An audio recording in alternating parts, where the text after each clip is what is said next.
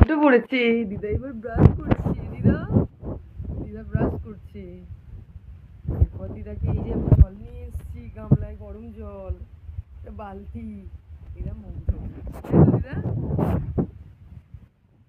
তারপর দিদাকে চা করে খাওয়া। প্লিজ আপনারা ভিডিওগুলো দেখবেন, কিন্তু লাইক শেয়ার করবেন, আর ডেইলি ব্লগ আপনাদেরকে আমি দেবো।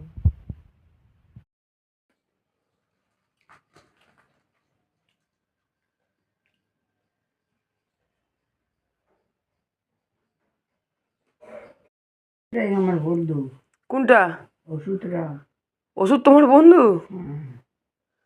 শুয়ে থাকো, আমি একটু দোকানে যাচ্ছি, আসার সময় একটু কলা নিয়ে আসবো, ঠিক আছে? শুয়ে থাকো। হ্যাঁ, খেজুর দিদাকে দিয়েছি। দিদা খুব জোর খিদে পেয়েছিল না? হ্যাঁ মা, খিদে পেয়েছিল। হ্যাঁ, খেয়ে নাও। কাল দিন খায়নি তো। হ্যাঁ, কালকে রাত্রিবেলা একটুখানি খেয়েছে, দুধ আর মুড়ি খেয়েছে। হ্যাঁ, আজকে দেরি হয়ে গেছিলো, আমি একটুখানি গেছিলাম বাজারে, বাজার করতে গেছিলাম, বাজার করে নিয়ে এলাম। একটু দেরি হয়ে গেছে। দিদা কিছু বলবে?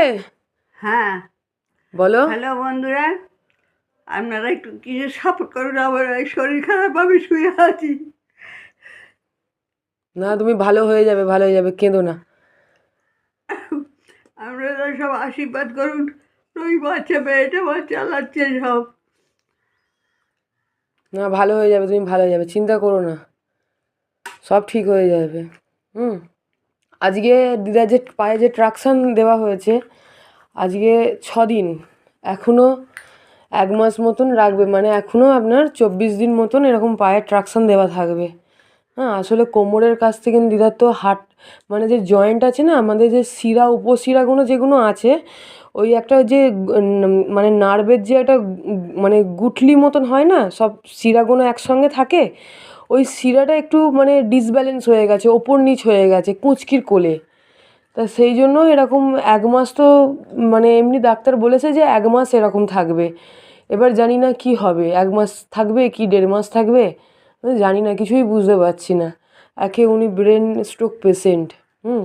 ওনার ভারী ভারী অসুখ আছে, সুগার আছে, থাইরয়েড আছে, কোলেস্ট্রল আছে, উনি ভালো করে চোখে দেখতে পায় না। দিদা খাওয়া হয়ে গেছে তো?